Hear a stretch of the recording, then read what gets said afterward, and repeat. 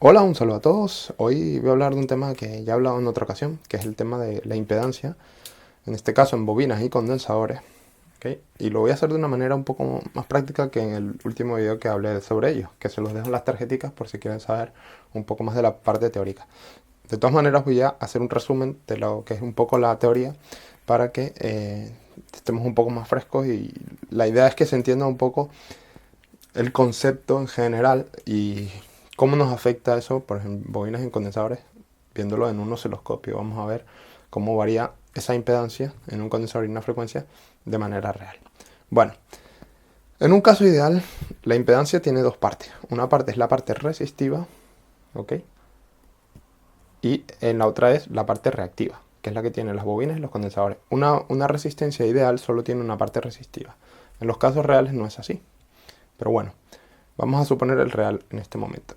Tenemos solo la parte resistiva en la resistencia, parte reactiva en el condensador y parte reactiva en el inductor. En la resistencia solo varía su resistencia, digamos, pues por el valor propio que tiene el dispositivo, en este caso la resistencia, pero no varía con la frecuencia. Si yo le aplico una señal de alterna, la resistencia en principio del valor no va a cambiar. Esto en el caso real no es así, porque tiene, digamos, una parte reactiva que es intrínseca a la fabricación de una resistencia, que no la podemos quitar, pero que está ahí. Y aunque tiene un valor bajo, está ahí. Lo mismo pasa con la impedancia de un condensador. Esto sería Z sub C, que es la impedancia de un condensador, es menos J omega, menos J partido por omega C. Omega es la frecuencia angular, C es la capacidad del condensador, y menos J, vamos a decir que es notación matemática, podemos ignorarlo y decir que es menos 1 partido omega C, porque ahora mismo eso no me interesa para lo que quiero explicar. Entonces esto es igual a menos 1 partido 2 pi fc. ¿Por qué? Porque omega, que es la frecuencia angular, es igual a 2 pi por f, que es la frecuencia normal, digamos. ¿Ok? 2 pi por f por c.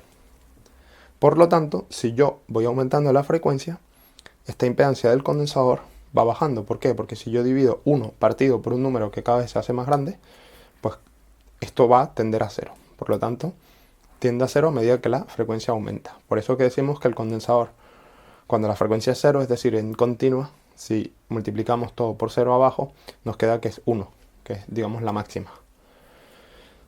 Y en el caso de la bobina, es J omega L, que podemos decir que es J2pi FL, ¿ok? Porque hemos dicho que omega es igual a 2pi F. Por lo tanto, en este caso es justo al contrario. Si yo aumento F, multiplico un número por un número que cada vez es más grande, pues ese número se hace más grande. Por lo tanto, la impedancia de la bobina tiende a infinito a medida que la frecuencia aumenta. Es decir, el caso contrario del condensador. Bueno, en un caso real, ¿ok? Y ya no tan real, por eso lo he puesto en comillas, porque aparte de esto aquí tenemos la resistencia del propio condensador, que tiene una resistencia de fabricación, porque por ejemplo, si tiene unas patas, pues esas patas tienen una resistencia y por tanto esas son resistencias parásitas que tenemos. Entonces tiene una parte de resistencia más la parte de reactiva, que en este caso es lo que hemos dicho, menos 1 partido por 2 pi fc. ¿Okay? En el caso del condensador, de la bobina, lo mismo. En el inductor tenemos RL, que es la resistencia del propio inductor, más 2 pi fl. Sin embargo, además, hay otros términos que son parásitos. Por ejemplo, la impedancia del condensador además tiene una parte inductiva, porque, como ya he dicho, las patas tienen una resistencia, pero también tienen una inductancia parásita. Y lo mismo pasa con la bobina, que también tiene una capacidad parásita. Y eso lo vamos a ver ahora. Yo el circuito que les voy a mostrar es esto. Les voy a generar una señal de alterna que va a ir variando y el osciloscopio lo que va a hacer es medir la tensión aquí y la tensión aquí. Entonces, a medida que su impedancia va aumentando, la tensión que va cayendo en esta... Es decir, cuando la impedancia va cayendo, si yo aumento la frecuencia, esta impedancia va a ir cayendo, por lo tanto la tensión que mido aquí va a ser cada vez más pequeña que esta. ¿Por qué? Porque esto se está haciendo a medida que yo aumento la frecuencia, va tendiendo a cero su impedancia, por lo que hemos dicho aquí, y por tanto aquí vamos a ver cada vez más caída de tensión, es decir, menos voltaje que aquí. Por lo tanto, la impedancia o la tensión que cae en este punto, ¿ok? Que va a caer en este punto, va a ser igual, no igual, pero va a variar de la misma manera que la impedancia del condensador, que es lo que he puesto aquí, impedancia del condensador en el eje Y, y en el eje X vamos a poner la frecuencia. Por tanto, cuando la frecuencia es cero, la impedancia es infinita, por eso decimos que el condensador pues no deja conducir en continua, cosa que no es verdad, conduce pero muy poquito, y por eso, porque no es ideal, pero bueno, vamos a decir que es infinita, entonces y la impedancia es cero, perdón, es infinita. A medida que va aumentando la frecuencia, va cayendo su impedancia, ¿ok? Y en un caso ideal, esto caería hasta el infinito. Pero eso no es real, porque llega un momento que la impedancia capacitiva del propio condensador se hace más pequeña y es menos influyente que la inductancia parásita del condensador, que no la he puesto aquí, pero debería de tener una inductancia Z sub L sub C, ¿ok? ZLC, Z sub LC, que sería la inductancia parásita del condensador, ¿ok? Entonces, cuando llega a este punto, ya esta inductancia se empieza a hacer más importante y el efecto de inductivo parásito es mayor que el efecto capacitivo y por tanto vuelve a aumentar la impedancia del condensador, ¿ok? Esto lo he exagerado obviamente, pero para que se vea. Ahora lo veremos en la realidad. Y en el caso del inductor he hecho lo mismo. Resistencia, tomamos la tensión aquí, la de entrada, y la de salida la tomamos aquí, y vamos comparando y así podemos ver la impedancia y va a ir aumentando y llegará un momento que el valor Z sub C, bueno, Z sub LC o CL como quieran llamarlo, que es el valor, la impedancia parásita capacitiva del inductor, va a ser mayor que la propia inductancia o la propia reactancia del inductor, por ser un inductor, y lo que va a hacer es que en vez de aumentar la impedancia de manera infinita, va a llegar hasta un punto en el que va a caer. Así que nada, voy ahora a conectarlo en el osciloscopio y vamos a probar los dos casos para que vean que esto se cumple y que esa es la realidad, es decir, que se comporta exactamente así. Después hay ya más matices que no me voy a meter en todo ello porque si no puedo estar aquí haciendo horas de vídeo. Así que nada, no vamos a entrar y además yo no soy ningún experto en este tipo de cosas, sino que es pues lo que hay que saber para empezar a trabajar con ello. Así que nada, vamos a verlo. Bueno amigos, ya tengo el condensador conectado con la resistencia en serie como les había mostrado. Yo he conectado generador de funciones y las dos sondas del osciloscopio. Así que voy a ir a análisis, a features, frequency response analysis. Vamos a hacer un análisis de frecuencia, de la respuesta en frecuencia del dispositivo. Ya lo he configurado, simplemente le damos a run analysis.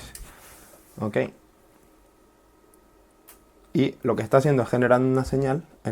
Aquí en el amarillo tenemos la entrada y si se fijan la verde, que es la salida, va cada vez haciéndose más pequeña. Y hay una raya azul que va bajando, que es la impedancia o que es básicamente el valor de tensión que él está leyendo en el condensador.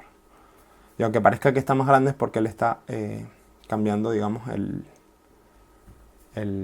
si se fijan es 0 casi y ahora vuelve a aumentar otra vez la verde. ¿Ok? Entonces si se fijan, si tuviéramos un generador que nos permitiera ir más lejos, podríamos ir más lejos, pero este no nos permite ir hasta más de 20 MHz, si mal no recuerdo.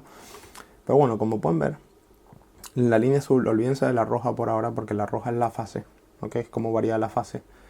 Pero claro, aquí tenemos un rollo de cables y demás, entonces digamos que esto no es ideal, pero bueno, nos permite ver lo que les decía, que la impedancia del condensador, ¿ok? Empieza muy alta y va bajando a medida que llega a un punto en el que la impedancia, digamos, parásita del inductor parásito que tiene este condensador empieza a ser mayor que la del condensador y por eso aumenta. Entonces va bajando, llega a un punto en el que es mínimo y luego vuelve a subir. Y no tenemos prácticamente nada más. Así que voy ahora a conectarles el inductor y veréis que se cumple exactamente lo mismo que les había dicho, es decir, justo el contrario, el caso contrario. Bueno amigos, ya tengo el inductor conectado, así que vamos a darle a Run Analysis para que lo haga de nuevo. Y ahora si se fijan, el verde va a ocurrir justamente lo contrario y la línea azul va a ir subiendo. Es decir, el verde a medida que va aumentando la frecuencia, empieza en 1 kHz, por eso no empieza de 0. Fíjense que cada vez que va aumentando la frecuencia, la verde va cogiendo mejor forma y va aumentando su amplitud. Aquí ya está llegando al tope y ya ha empezado a bajar. Ahora empieza a caer, a caer, a caer. Y no vamos a ver mucho más porque lo que les digo del límite de frecuencia del generador de funciones. Bueno, si se fijan aquí, justamente sale más o menos lo que les había dibujado yo, que es que la impedancia empieza de abajo. En principio debería ser prácticamente cero, es decir, tendría que ser menos infinitos decibelios, en un caso ideal, y iría aumentando hasta el valor de que idealmente debería ser infinito, pero ya les digo, la capacidad parásita del propio inductor hace que llegue a un punto en el que esa capacidad sea ya importante y entonces empieza a aumentar a disminuir otra vez la impedancia. ¿Okay? Y esto, pues bueno, podríamos ir mucho más lejos, pero bueno, vamos a limitarnos a este caso que se acerca al ideal, que es va creciendo con la frecuencia. Y así pues tenemos la respuesta digamos, del inductor. Y ya para adelantar lo que mostraré en el próximo video, este punto de aquí, en el que sube y baja, se llama frecuencia de resonancia de esta bobina, en este caso, este inductor, y que ya explicaré eso porque, bueno, es interesante conocerlo para lo que vamos a ver más adelante. Así que nada, espero que les haya gustado, un saludo a todos y hasta la próxima.